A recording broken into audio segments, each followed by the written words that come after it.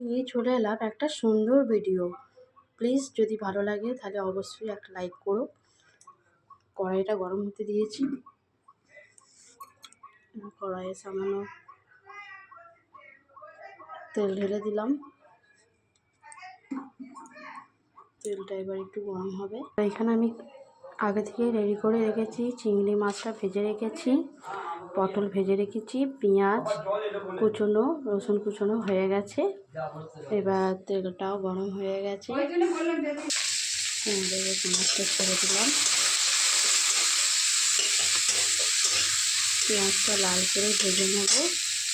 এর মধ্যে আমি রসুন কুচিটাও দিয়ে দিচ্ছি।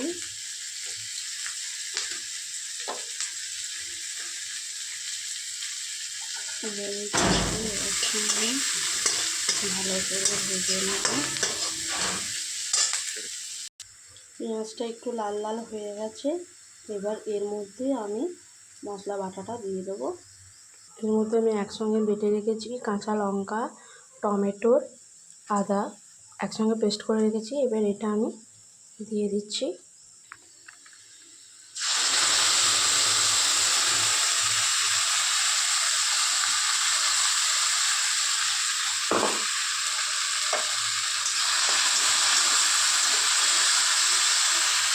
মশলা একটু কষা কষা টাইপের হয়ে গেছে। এবার এর মধ্যে আমি হলুদ, নুন, লঙ্কা গুঁড়ো, জিরে গুঁড়ো দিয়ে দেবো।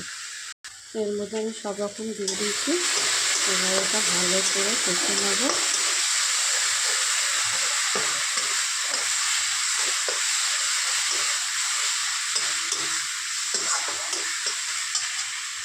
মশলাটা ভালো করে কষা হয়ে গেছে।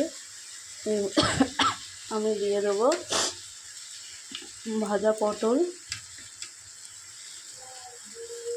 আর ভেজে রাখা চিংড়ি।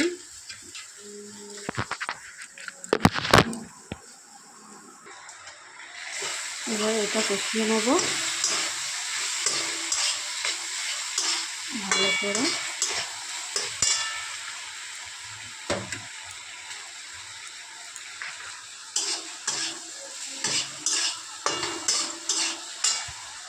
এর মধ্যে দিয়ে দেবো সামান্য একটু, দেখুন ভালো করে কষা হয়ে গেছে।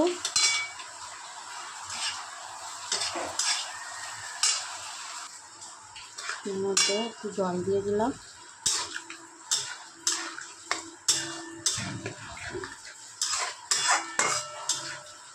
এবার এর মধ্যে একটু গরম মশলা দিয়ে দেবো। দেখুন